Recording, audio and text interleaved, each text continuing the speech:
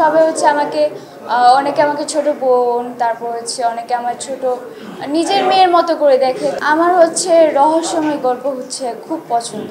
সব রকমের কাজই একটু একটু করে পছন্দ করি আমি। বই পড়তে ভালোই লাগে, আমি অনেক বই পড়ি, বাট পড়াশোনার পাশাপাশি আসলে এক্সট্রাভাবে বই পড়ার সময়টা আমি খুব কম পাই, বাট যখনই ফ্রি টাইম পাই তখন পড়ি।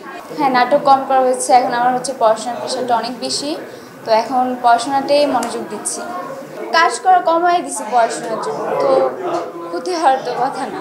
পড়াশোনার প্রেশার বেশি এখন, এই জন্য কমাই দিছি কাজ।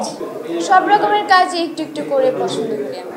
এখন আমি জাস্ট পড়াশোনা নিয়ে বিজি আছি, পড়াশোনাটাই কমপ্লিট করতে চাচ্ছি।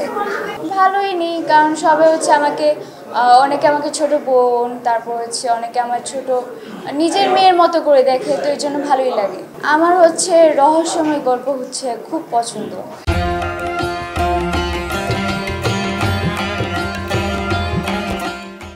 ধরেন আমি আম্মুর সাথে বসে পড়াশোনা বাদ দিয়ে আমি আম্মুর সামনে বসে বসে বই পড়ি। আম্মু বলে কি, বই এত এত বই পড়ে আসি, তুই এগুলা না পড়ে তুই উপন্যাস পড়তেছিস কেন, এগুলো পড়, তাও তোর ভালো হবে। আমি বলি একটু পড়ি। বইমেলায় গেলে হচ্ছে আম্মু টাইম পায় না, আব্বু তো আরও পায় না, বাট আব্বু হচ্ছে আমার জন্য হচ্ছে বই কিনে দেয়।